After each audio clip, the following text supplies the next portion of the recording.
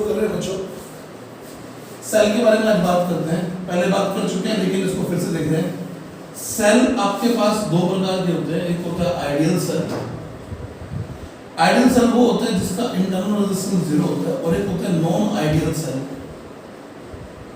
Non ideal cell वो होगा जिसका कुछ ना कुछ इंटरनल रेजिस्टेंस भी होगा, जिसका कुछ ना कुछ इंटरनल रेजिस्टेंस भी होगा, तो उसे बोलेंगे नॉन आइडियल सेल।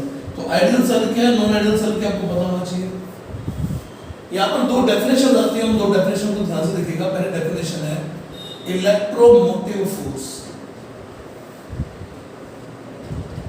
डेफिनेशन है ईएमएफ की। नाम में फोर्स आ रहा है लेकिन ये पोटेंशियल डिफरेंस है। बिल्कुल सिंपल सी डेफिनेशन है, when cell is in open circuit then potential difference across cell is called EMF। ध्यान से पढ़ लीजिए क्या लिखा है, when cell is in open circuit then potential difference across it। Ideal cell में तो ये हमेशा E होगा, नॉन आइडियल सेल में कितना होगा, जब I जा ही नहीं रहा, इसके अंदर इंटरनल रेजिस्टेंस है लेकिन I जा ही नहीं रहा, तो यहां से यहां पर पोटेंशियल डिफरेंस कितना आएगा, इस E के बराबर आएगा। समझ में आ गया। Cell is in open circuit का मतलब current is not flowing through cell, current is not flowing through cell, ये हुआ इस ओपन सर्किट। तो जब सेल ओपन सर्किट में होगा तो उसके अक्रॉस जो पोटेंशियल डिफरेंस होगा उसे क्या बोलेंगे, ईएमएफ कहेंगे। फिर सेकंड डेफिनेशन आती है आपके पास टर्मिनल वोल्टेज की। सेकंड डेफिनेशन किसकी आ रही है आपके पास, टर्मिनल वोल्टेज की। टर्मिनल वोल्टेज का सिंबल हम लोग V लेते हैं, ईएमएफ का सिंबल E ले लेते होते हैं। Terminal voltage when current is flowing through, when current is flowing through cell, then potential difference across it is called terminal voltage. Definition सबको समझ में आ गई होगी। अब सेल की टर्मिनल वोल्टेज दो हो सकती है हमेशा, दो हो सकती है हमेशा। अगर आइडियल सेल है फिर तो E का E रहेगा क्योंकि इंटरनल तो है नहीं। अब दो कौन कौन सी हो सकती हैं, या तो cell as a source act कर रहा होगा, या फिर सेल एज लोड एक्ट कर रहा होगा। Cell as a source act कर रहा है तो ये सेल की टर्मिनल है क्योंकि R तो इसके अंदर ही है, क्योंकि R तो इसके अंदर ही है। तो इस कैपिटल R के साथ इसको जोड़ के देखिए, आपको यहां का पोटेंशियल डिफरेंस चाहिए। तो चेक कीजिए, केसीएल केवीएल लगा लेते हैं। यहां से E का राइज, IR का ड्रॉप, IR का ड्रॉप बराबर 0, E minus IR equal to IR। इस IR को उधर लेंगे बेटा, जो ड्रॉप यहां पर होगा वही ड्रॉप यहां पर होगा। इसका नाम A तो इसका नाम A, इसका नाम B तो इसका नाम B। तो जो पोटेंशियल डिफरेंस यहां है वही पोटेंशियल डिफरेंस यहां पर है। और मैं बोल रहा हूं यही सेल की टर्मिनल वोल्टेज है क्योंकि R तो इसके अंदर ही है। तो टर्मिनल वोल्टेज का एक्सप्रेशन क्या आ गया, E माइनस IR। वो बात अलग है कि इसकी value I time capital R के बराबर भी है, लेकिन टर्मिनल वोल्टेज कितनी आ रही है, EMF से कम आ रही है। कब, जब सेल एज सोर्स एक्ट कर रहा है। तो जब सेल एज सोर्स एक्ट कर रहा होता है तो टर्मिनल वोल्टेज कितनी होती है, E minus I small r। लेकिन अगर सेल एज लोड एक्ट कर रहा हो, यानी ये चार्जिंग हो रही है, इससे करंट पीछे से नहीं आ रहा है, तो इसके क्रॉस की टर्मिनल वोल्टेज जो होती है वो E प्लस IR के बराबर होती है। समझ में आ गया तुम सबको। कोई पूछ ले हमसे कि क्या टर्मिनल वोल्टेज EMF से बड़ी हो सकती है, तो जवाब है yes. When cell is charging terminal voltage can be more than EMF। When cell is discharging, cell as source का मतलब सेल डिस्चार्जिंग है, और सेल एज लोड का मतलब क्या है, सेल इज चार्जिंग, सेल की चार्जिंग हो रही है। डिस्चार्जिंग में टर्मिनल वोल्टेज EMF से कम आएगी और चार्जिंग में EMF से ज्यादा आएगी। क्या यहाँ तक की बात हम सबको समझ में आ गई है बच्चों? ध्यान से नोट कर लीजिए सारी चीजें।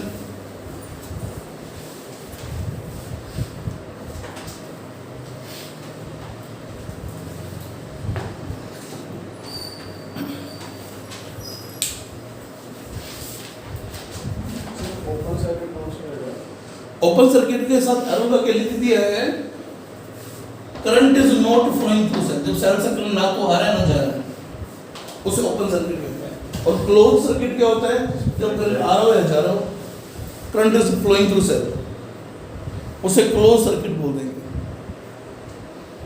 ध्यान से सारा लिख लीजिए बच्चों।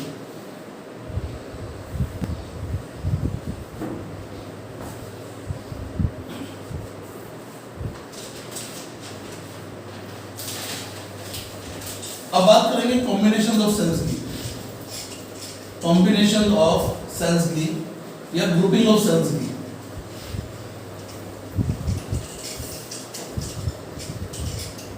कॉम्बिनेशन ऑफ सेल्स या ग्रुपिंग ऑफ सेल्स, हेडिंग है ग्रुपिंग या फिर कॉम्बिनेशन ऑफ सेल्स। पहला इसमें सेल्स इन सीरीज, अगर सेल एक के बाद एक जुड़े होंगे तो उसे बोलेंगे सेल्स इन सीरीज। चेक करना, ये आपके पास कुछ सेल है जिन्होंने को आपने 1 बाय 1 जोड़ दिया है, ऐसे n सेल जोड़ दिए, फिर ये E1 R1 वाला सेल है, ये E2 R2 वाला सेल है, ये EN RN वाला सेल है, सभी की पोलैरिटी एसोसिएशन में है। एसोसिएशन का मतलब सबकी वजह से करंट एक ही तरफ जाएगा, और ये कैपिटल R। क्या तुम सबको समझ में आ गया? सारे सेल एसोसिएशन में है। Association, cells in association, association का मतलब सबकी वजह से करंट एक ही दिशा में जा रहा है। सीरीज में है तो सब में आई सेम जाएगा, तो इस लूप के लिए आप केवीएल लगा दीजिए, KVL in close loop. Check कीजिएगा, हर बार जब इधर जाओगे तो E1 E2 E3 E4 EN के राइज हैं। क्या समझ में आ गया आप सबको? करंट के लिए आप हमेशा हायर से लोअर जाने तो ड्रॉप है, -IR -IR1 -IR2 so on -IRN बराबर 0।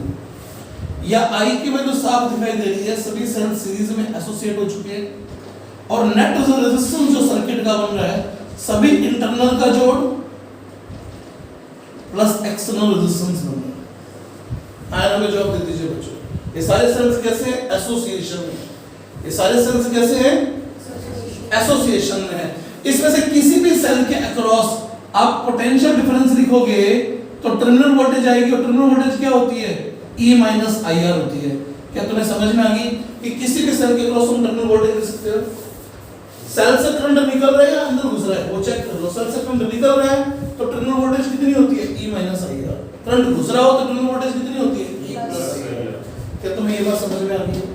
अगर ये सारे के सारे आइडेंटिकल सेल हो, 4 आइडेंटिकल सेल्स, ऐसे आइडेंटिकल सेल्स हो यानी E1 E2 सब बराबर हो जाए E के, और R1 R2 सब बराबर हो जाए R के, तो इस I की वैल्यू क्या बन जाएगी? Ne upon NR plus R।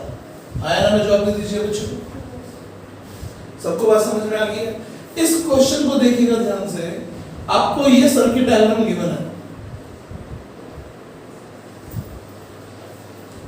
इस सेट को क्या बोलेंगे? चेक कर लीजिएगा। इस सेट को बोलेंगे सेल्स इन डिसोसिएशन, सेल्स इन अपोज। अपोज क्यों कर रहे हैं? क्योंकि एक की तरफ वजह से इधर जाना चाहिए और एक की वजह से इधर जाना चाहिए, तो कोई ना कोई तो डोमिनेटिंग सेल होगा। मान लो E1 E2 से बड़ा है, अगर E1 E2 से बड़ा है तो करंट ड्यू जाएगा। अब केवीएल लगा दीजिए, तो E1 का तो राइज होगा, E2 का ड्रॉप होगा, बाकी IR1 IR2 IR का ड्रॉप होना ही होना है, IR2 का ड्रॉप होना ही होना है। तो I की वैल्यू कितनी आ जाएगी? नेट EMF बच जाएगा E1 माइनस E2, लेकिन सर्किट में सारा रेजिस्टेंस ऐड ही हो रहा है। क्या आप सबको ये वाली बात भी समझ में आ गई क्या? चेक करना मेरे बच्चों। E1 से पोटेंशियल बढ़ी, IR से घटी, E2 से बढ़ी, IR2 IR1 से तो घटेगी। एक 10 वोल्ट की बैटरी हो और एक 3 वोल्ट की बैटरी हो, तो 10 वाली बड़ी है, 3 वाली छोटी है, तो नेट वोल्टेज तो 7 वोल्ट की बचेगी। लेकिन सारे रेजिस्टेंस सीरीज में आ रहे हैं। बात सबको समझ में आ गई है बच्चों? इसे क्या बोलते हैं? सेल्स इन अपोज या फिर सेल्स इन डिसोसिएशन।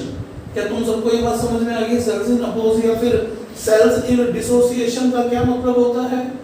अच्छा, मैं तुमसे पूछ लूं, इस केस में E1 के क्रॉस टर्मिनल वोल्टेज कितनी होगी? E1 के cross terminal voltage E minus IR। क्यों? क्योंकि करंट दे रहा है। V1 का मतलब हो गया इसके क्रॉस टर्मिनल वोल्टेज, ये आ गया E1 minus IR1। What is the terminal voltage across second? E की जगह पर E2 लिखो और IR की जगह पर R2 लिखो। क्या तुम्हें टर्मिनल वोल्टेज भी समझ में आ गई? क्या सबको बात समझ में आ गई है कैसे लिखा जा रहा है? सेल अगर डिस्चार्ज हो रहा होगा तो टर्मिनल वोल्टेज 0 हो सकती है उसके क्रॉस। सेल अगर डिस्चार्ज हो रहा होगा तो उसके क्रॉस टर्मिनल वोल्टेज 0 हो सकती है, लेकिन सेल अगर चार्ज हो रहा हो तो टर्मिनल वोल्टेज कभी 0 नहीं हो सकती। ऐड कर दोनों चीजें। क्लियर होगी तुम सबको ये बात? ये किसका सेट पढ़ा हम लोगों ने? सेल्स इन सीरीज पढ़ा बच्चों। तो सेल्स इन सीरीज को लिख लीजिए फटाफट आप लोग।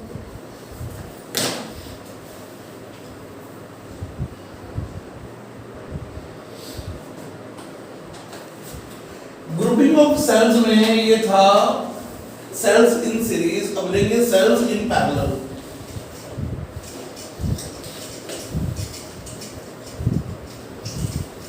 अब लेंगे सेल्स इन पैरेलल।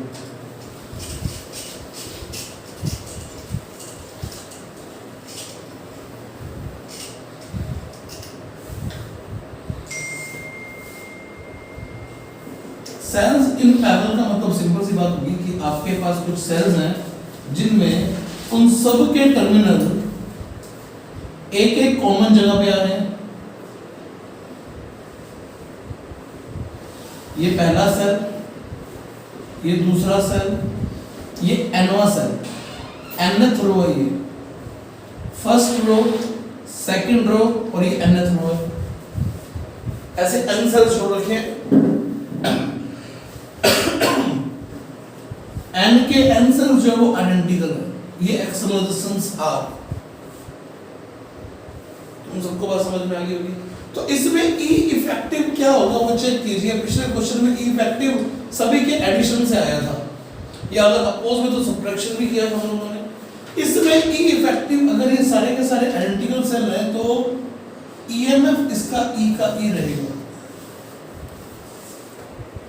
क्लियर है जी? अब ये सारे स्मॉलर पैरेलल में आ गए तो स्मॉल r इफेक्टिव कितना बन जाएगा? r/n। अगर दो होते तो r/2, तीन होते तो r/3, ऐसी n रोज हैं तो r effective, small r effective r/n। और सर्किट का पूरा r इफेक्टिव कितना बन जाएगा? r plus r/n। तो करंट की वैल्यू कैसे आएगी? करंट की वैल्यू आएगी E effective upon R effective से किया गया n E by R plus R/n। क्या तुम्हें ये कंडीशन समझ में आ गई है क्या बच्चों?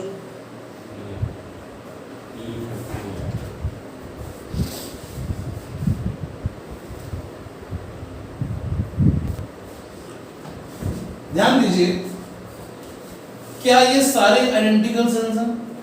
तो जवाब है यस। ये सारे आइडेंटिकल सेल हैं क्या? तो जवाब है यस। मान लो इसमें आई करंट जा रहा है जो कि इफेक्टिव है। अगर ये आई करंट आ रहा है और ये n ब्रांचेस है तो इन सब से कितना करंट आ रहा होगा? I/n करंट द्वारा होगा। दो होता तो I/2 आता, n ब्रांचेस तो I/n करंट आएगा जो मिलके I बन जाएगा। आया में जवाब दो भैया। तो आप क्या करो, किसी भी एक लूप में, क्योंकि सारे लूप एक जैसे हैं, बार-बार लूप से केवीएल लगा दो, चेक करना भैया। R को शो कर लो, E का राइज है, इसमें करंट I/n आ रहा है तो I/n R का ड्रॉप है और IR का ड्रॉप है बराबर 0। तो I की वैल्यू तुम्हारे सामने आई, कितनी बन गई? इसको उधर ले जाओ, I कॉमन ले लो, बाकी अपोन में आ गया। क्या तुम्हें समझ में आ गया कि I की वैल्यू ये लिखी हुई है यहाँ पे हमने? ये एक्सटर्नल रेजिस्टेंस था, मतलब इतने सर्किट का इफेक्टिव रेजिस्टेंस R/n बन रहा है क्योंकि ये सारे R पैरेलल में आ रहे हैं। और ये सारा EMF नेट E का रिजल्टेंट कितना बन रहा है? क्योंकि इसकी शक्ल भी क्या बन गई है? E effective upon R effective जैसी। इसलिए इस केस में ई फैक्टर कितना आएगा, ई के बराबर आएगा। क्या तुम सबको समझ में आ गया क्या यार? पक्का जवाब दे दीजिए, क्या तुम सबको समझ में आ गया क्या? अब ध्यान से केस देखना, यहाँ पे क्या बता रहा हूँ, यहाँ से दो केसेस को सीख लीजिए। If capital R is very very greater than small r, if this capital R is very very greater than small r, तो आप चेक कीजिए कि R बहुत बड़ा है तो ये R by n तो और छोटा हो गया, तो R बहुत बहुत बड़ा होगा R by n से, तो I की वैल्यू कितनी आ जाएगी, ये बहुत बड़ा है इससे, इन इसको छोड़ सकते हैं तो करंट की वैल्यू आ जाएगी E by R। क्या तुम सबको बात समझ में आ गई है बच्चों? और सेकंड केस ये हो सकता है कि आप क्या बोल दो, R इफेक्टिव बहुत बहुत बड़ा है R से, तो करंट की वैल्यू कितनी आ जाएगी, NE by R, small r। कैसे? उस केस में इस टर्म को छोड़ दो, इसको छोड़ोगे तो I equal to E upon R upon N, N ऊपर चला जाएगा तो NE by R। क्या तुम सबको समझ में आ गया क्या? अगर एक्सटर्नल रेजिस्टेंस को माइन्यूट लोगे तो करंट की वैल्यू बहुत ज्यादा आएगी, NE by R से करंट आ रहा है। क्या बात सबको समझ में आ गई है बच्चों? कैसे लिखा गया इस चीज को? तो ये ग्रुपिंग ऑफ सेल्स में कौन सा सेट आ गया, सेल्स इन पैरेलल आ गया बच्चों। ध्यान से लिख लीजिए इस पूरी बात को, इस पूरी बातचीत को ध्यान से लिख लीजिए बच्चों।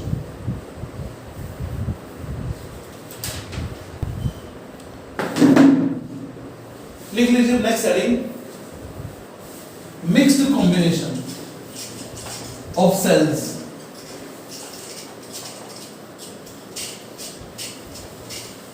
Mixed combination of sales.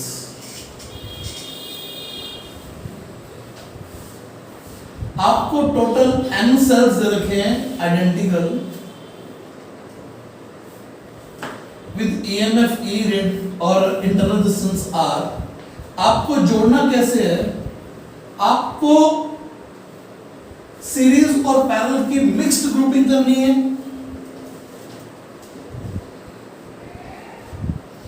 ऐसे करनी है कि आपको टोटल m रोज बनानी है and n cells in each row रखने हैं, n cells in each row रखने हैं। टोटल सेल्स कितने हैं, वो कैपिटल है, जिसमें से m कैसे जोड़नी है, m रोज बनानी है और n सेल सीरीज में, तो ठीक है ना, ये n सेल सीरीज में आ गए, इसे n बोल दो डॉट डॉट करके। और ऐसे कितनी रोज बना रहे हो डियर आप लोग,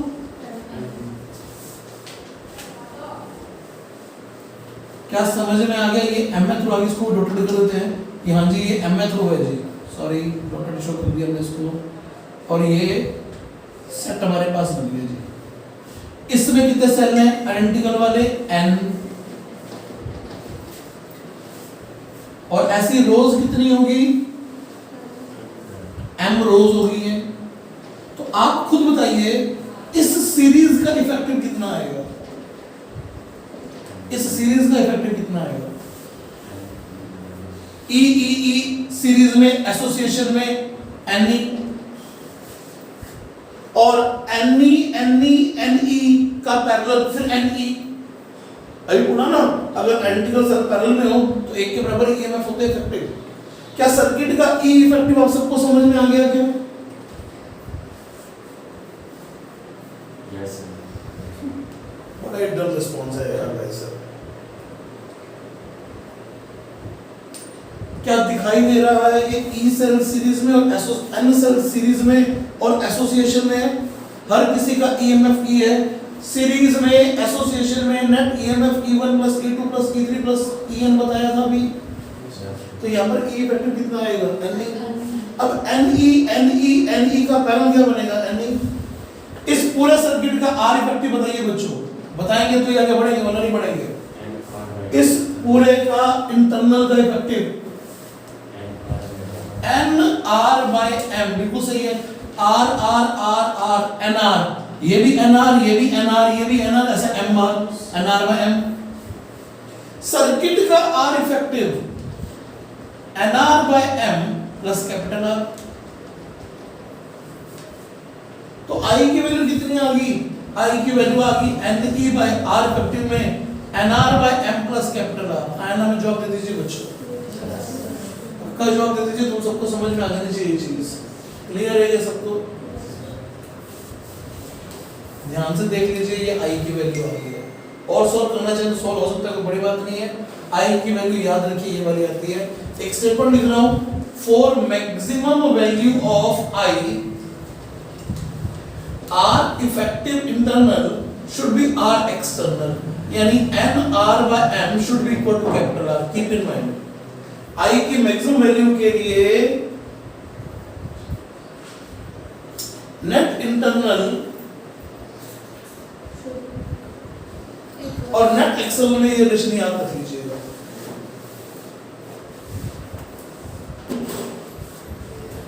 तो ये आपके पास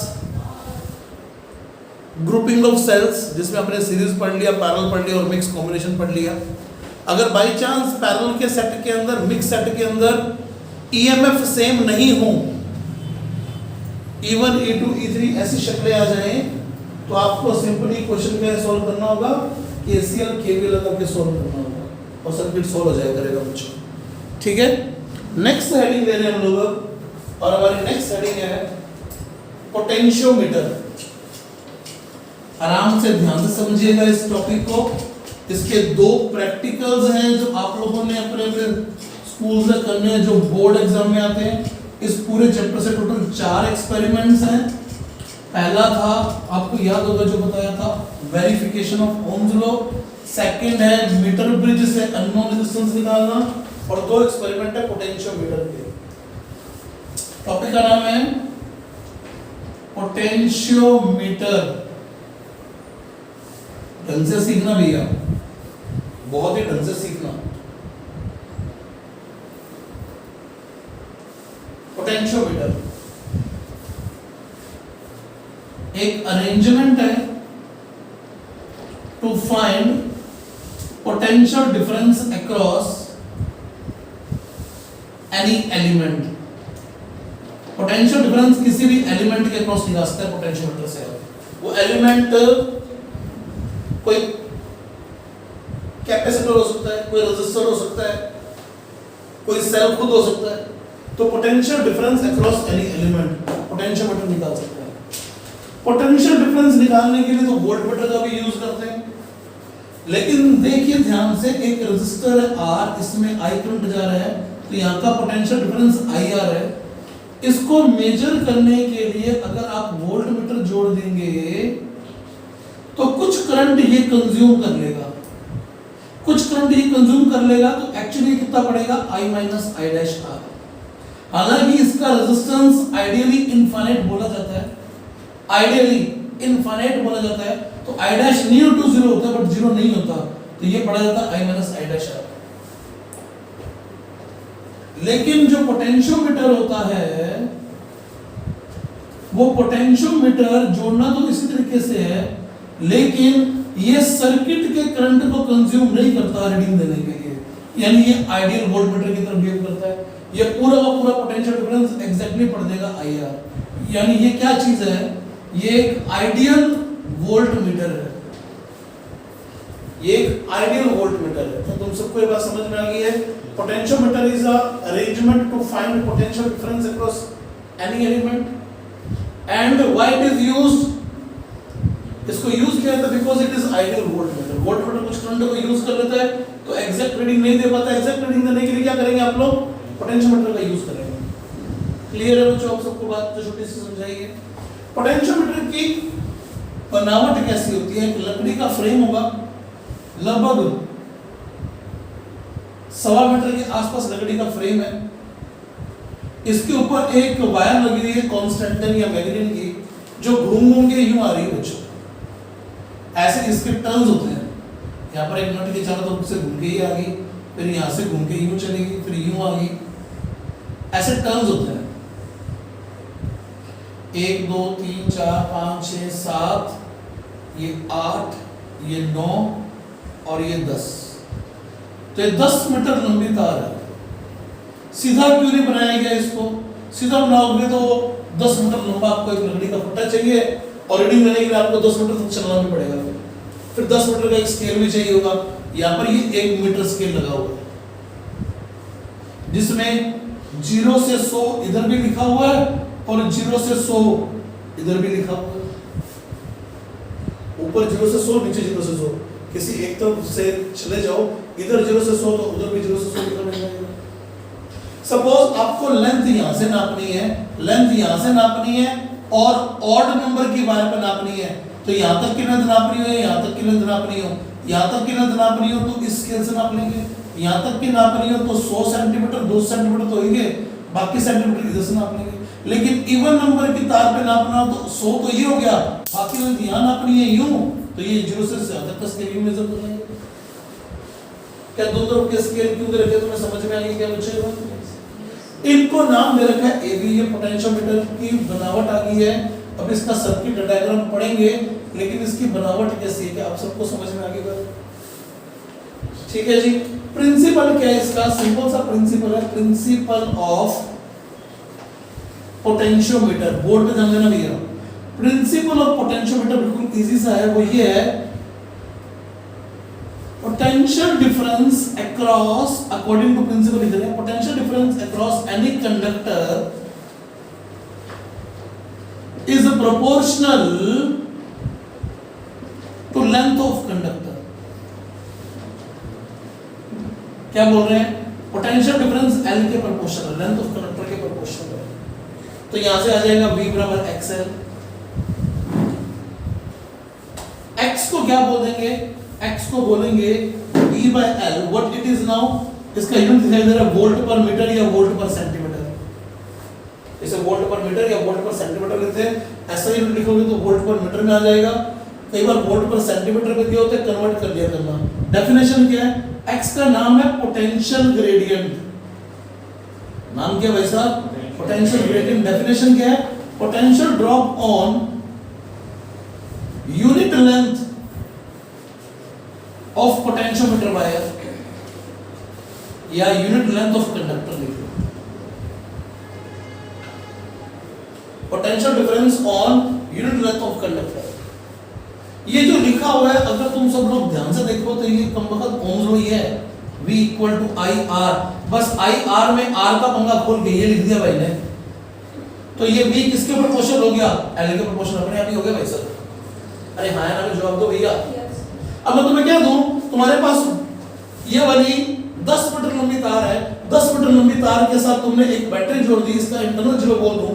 10 मीटर लंबी तार है, तुमने यहाँ पर 5 वोल्ट की बैटरी जोड़ दी, तो सिंपल सी बात है, हर 1 मीटर पे ड्रॉप कितना आ जाएगा? 5/10 का। आया ना, मैं जवाब तो भैया। हर सेंटीमीटर पे ड्रॉप कितना आ जाएगा? 5/1000 का। यानी हर 1 सेंटीमीटर का पोटेंशियल ड्रॉप तुम्हें निकालना आ गया। हर 1 सेंटीमीटर का पोटेंशियल ड्रॉप तुम्हें निकालना आ गया, तो तुमने एक पेन का रेट निकाल के रख लिया। अब चाहे तुम 100 पेन का रेट निकालो, चाहे 200 पेन का रेट निकालो। What you have calculated? You have calculated potential difference across unit length। क्या तुम्हें लाइन समझ में आ रही है क्या? कि तुमने यूनिट लेंथ के क्रॉस पोटेंशियल डिफरेंस निकाल के रख लिए। क्लियर है? इसका यूज कैसे करेंगे वो आर्टिकल में देखेंगे। अभी हम लोग इसकी एप्लीकेशन में तो गए ही नहीं कि हाउ इट मेजर्स। अभी सब टर्म डिफाइन किया, पोटेंशियल ग्रेडियंट।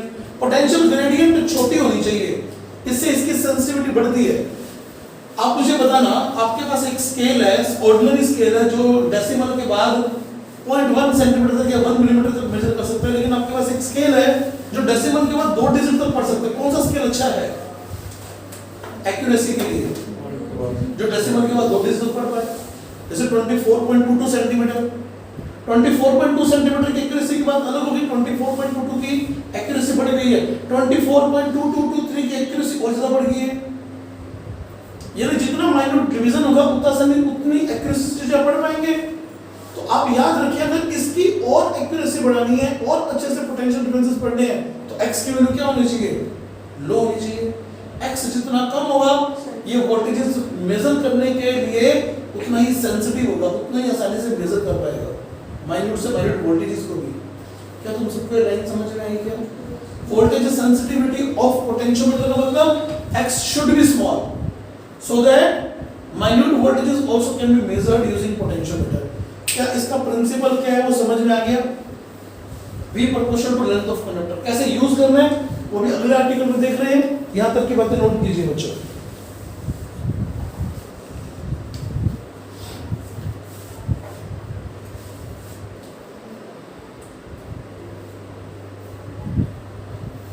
ध्यान दीजिए अब कि कैसे इससे पोटेंशियल डिफरेंस को मेजर किया जा सकता है। ध्यान दीजिएगा भैया, पहले पोटेंशियल ग्रेडियंट के फॉर्मूलाज निकालेंगे।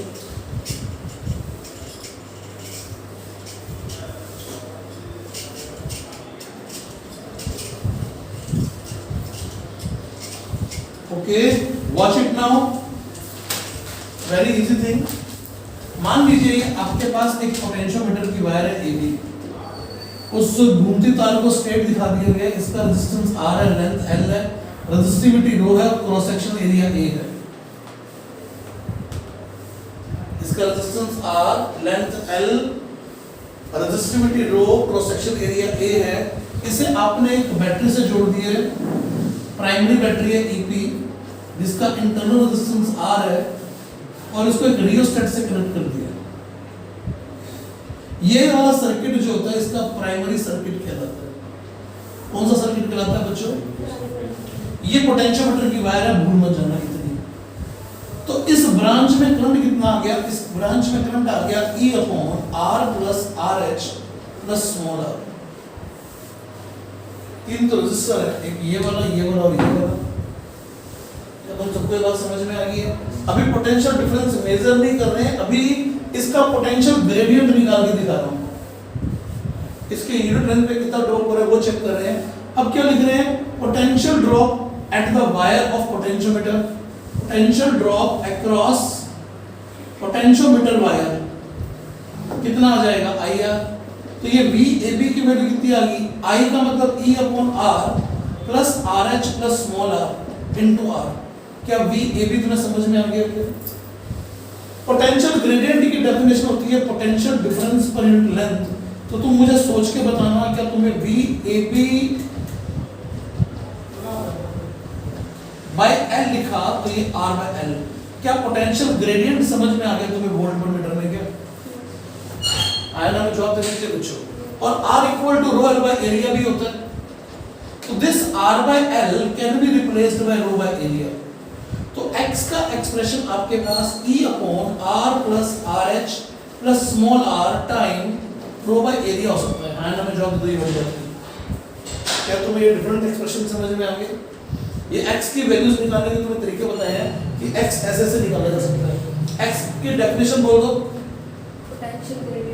पोटेंशियल ग्रेडियंट तो इसका नाम है, it is a potential drop eight unit length of the potentiometer wire या कंडक्टिंग वायर। आराम से सीखना, तुम्हें इस x को बदलना है। ना तुम बैटरी को बदल सकते हो, ना स्मॉल r को बदल सकते हो, ना तुम इस तार को बदल सकते हो। तो तुम अगर x को बदलना चाहते हो तो RH को कम ज्यादा कर सकते हो। हाँ ना, जवाब x की मिनिमम वैल्यू कब आएगी? जब RH जो होगा वो मैक्सिमम हो जाएगा। RH का मैक्सिमा होते ही x का मिनिमम हो जाएगा। x की मैक्सिमम वैल्यू कब आएगी? जब RH को आप 0 कर दोगे। क्या तुम्हें x कैसे निकाला गया ये समझ में आ गया है क्या बच्चों? क्या ये x कैसे निकाला गया समझ में आ गया है क्या बच्चों? इस x के लिए EP, ये E प्राइमरी,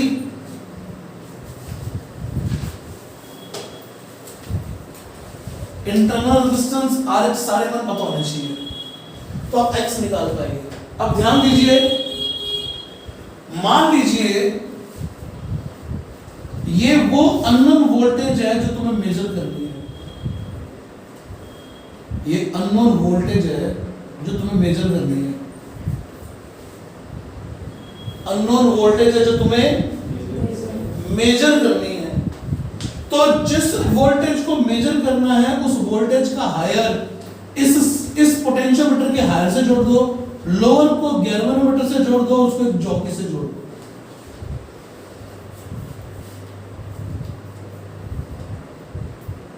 इसके अक्रॉस ड्रॉप मान लो V है। बोर्ड से ध्यान नहीं डालना, मेरी हर एक बात यहां पर इंपॉर्टेंट रहेगी। यहां पर मेरी हर एक बात इंपॉर्टेंट रहेगी। अगर ढंग से सीखेंगे तो क्लिक कर जाएगी बात। इसके यूनिट लेंथ पे कितना ड्रॉप हो रहा है, x। तो इसकी l लेंथ पे ड्रॉप कितना होगा, इसकी l लेंथ पे ड्रॉप हो जाएगा xl। Drop eight l length of potentiometer wire is xl। हाँ ना, जवाब दे दीजिए। यूनिट लेंथ पे ड्रॉप कितना बोला मैंने, x। तो l लेंथ पे ड्रॉप कितना होगा, xl होगा। अब ढंग से सीखिएगा, जब तक इसको इस तार से जोड़ते रहे तब तक कोई बात बनेगी नहीं। अब यहां का पोटेंशियल डिफरेंस मान लो 2 वोल्ट का, मानने के लिए बोलूं 2 वोल्ट का, और यहां का पोटेंशियल डिफरेंस 3 वोल्ट का। यहां का पोटेंशियल डिफरेंस कितने का है, यहां का पोटेंशियल डिफरेंस कितने वोल्ट का है, 2 वोल्ट का है। तो कहीं ना कहीं यहां पर 2 वोल्ट का पोटेंशियल ड्रॉप हो रहा होगा, क्योंकि इतनी लंबाई पर 3 वोल्ट का ड्रॉप हो रहा है, तो किसी लंबाई पर 2 वोल्ट का ड्रॉप हो रहा होगा। आया ना, जवाब दे दीजिए। इसकी इस लेंथ पे कितना ड्रॉप होगा, बिल्कुल छोटा सा। पूरी लेंथ पे कितना ड्रॉप हो रहा है, 3 वोल्ट का। कहीं ना कहीं 2 वोल्ट का ड्रॉप हो रहा होगा। अगर जॉकी को मैं डायरेक्टली यहां लगाऊं, हालांकि कैसे लगाते बताऊंगा, लेकिन यहां लगा लूं तो यहां का भी पोटेंशियल ड्रॉप 2 वोल्ट और यहां का भी 2 वोल्ट, तो गैल्वेनोमीटर करंट जाएगा ही नहीं, क्योंकि यहां और यहां के पोटेंशियल डिफरेंस क्या हो गए, यहां और यहां के बीच में पोटेंशियल डिफरेंस ही नहीं है, तो करंट जाएगा ही क्यों। आया ना, जवाब दे दीजिए बच्चों। लेकिन अगर जॉकी यहां लगने के बजाय यहां लग गई है, यहां लग गई, तो डिफ्लेक्शन पक्का देगी। क्या तुम सबको बात समझ में आ रही है? तो आपको सिचुएशन क्या ढूंढनी, चेक कीजिए। सबसे पहले चेक करना है सर्किट सही है या नहीं है। सर्किट सही है या नहीं चेक करने के लिए जॉकी को पहले इस एंड पे लगाइए, फिर इस एंड पे लगाइए। अगर इस एंड और इस एंड पर लगाने के बाद इसमें डिफ्लेक्शन की डायरेक्शन बदल गई, फिर सर्किट सही है, फिर सर्किट सही है। इसका मतलब आपको नल पॉइंट बीच में कहीं मिल जाएगा। तो आपको सिर्फ जॉकी को यूं लगाना है कि इसमें नल पॉइंट आ जाए। जैसे नल पॉइंट आएगा, यानी यहां की पोटेंशियल के बराबर है, तभी करंट नहीं आ रहा। तो आपको ढूंढना क्या है, नल पॉइंट ढूंढना है। जैसे नल पॉइंट आया तो V बराबर XL। ये L आप कहां से पढ़ लोगे, स्केल से। X आप निकाल चुके हो, तो ये आपके पास क्या आ गई, ये आपके पास अननोन पोटेंशियल आ गई। लेकिन अननोन पोटेंशियल निकालने के लिए आपने किया क्या है, नल पॉइंट ढूंढा है। प्रिंसिपल क्या यूज कर रहे हो, potential drop across any conductor is proportional to distance. क्या कैसे अननोन पोटेंशियल मेजर हुई, आप सबको समझ में आ गई क्या बात, पक्का बताओ भैया, क्या तुम सबको समझ में आ गई क्या ये बात? ठीक है बच्चों, आज के लिए इस लेक्चर में इतना ही है। कल इस लेक्चर को हम लोग कंटिन्यू करेंगे। सिर्फ 2 एक्सपेरिमेंट बचे हुए हैं, वो एक्सपेरिमेंट पोटेंशियोमीटर पर बेस है, कल डिस्कस करेंगे। कल अपनी एनसीईआरटी साथ रखिएगा जी। आज के लिए काफ़ी है।